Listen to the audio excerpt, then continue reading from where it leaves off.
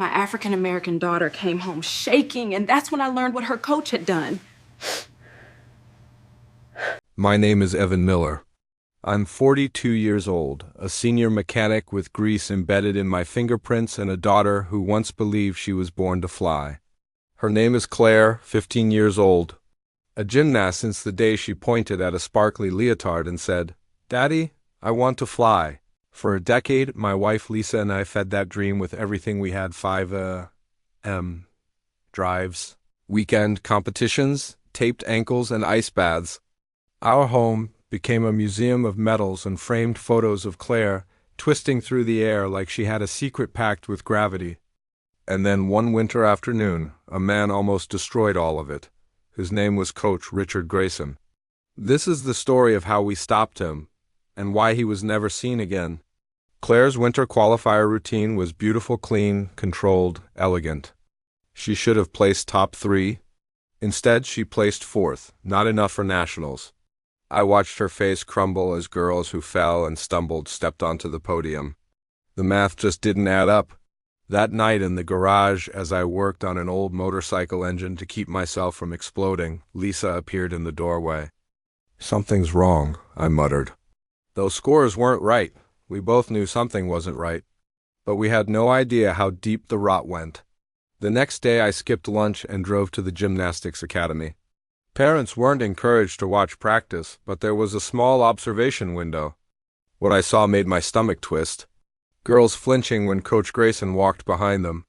A hand lingering too long on a lower back. A whispered comment that made a 14-year-old's face drain of color. None of it was overt enough to accuse. But all of it was wrong. That night at dinner, Claire barely touched her food. When I asked what was wrong, her fork slipped from her fingers. "I'm just tired," she whispered. She fled to her room. Later, Lisa came into the garage, pale as chalk. "Evan, Claire says he never touched her," she whispered. "But he made it clear girls who weren't open to coaching didn't make the teams. She says the older girls warned the younger ones. It's an open secret."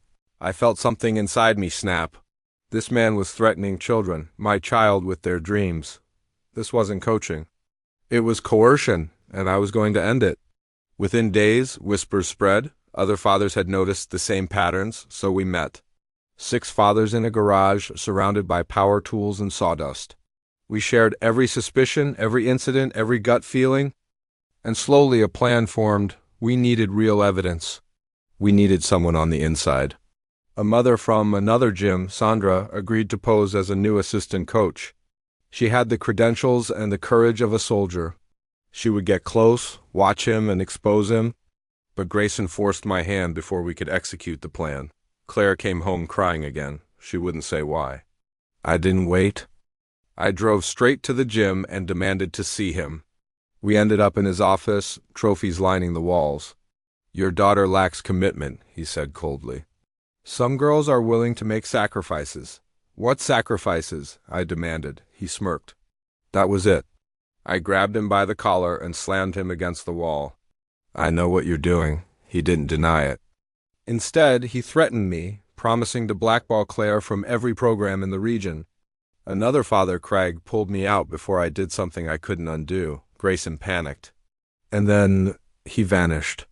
The next morning, his apartment was empty, his car gone, his office cleared out. The police launched an investigation. Detective Rivera questioned me and the other fathers. We told her the truth, or at least enough of it. We confronted him. We knew he was manipulating girls. We suspected worse. But there was nothing more to admit. We didn't touch him. He ran because he knew the walls were closing in. Because girls were starting to speak up. Guilty men flee. Innocent men fight. Grayson didn't fight. Olympus Gymnastics changed overnight. The owner was scrutinized, policies rewritten, and coaches replaced. A new head coach arrived, a woman named Alicia Bennett. She rebuilt everything Grayson had poisoned. Training became safe, mental health support was added, and Claire returned. At regionals months later, she finished her floor routine with tears streaming down her face. Not of sorrow, but relief, freedom. She placed second and qualified for nationals. And when she stood on that podium, shining under the lights, I knew we'd done the right thing. Detective Rivera still gives me looks when I see her. Not suspicious, knowing, she once said, innocent men don't vanish, guilty ones do. She's right. Grayson fled because he realized fathers don't need fists to destroy monsters. Sometimes all they need is unity. I don't know where he is and I don't care. All I care about is this. Claire is flying again. And no one will ever clip her wings.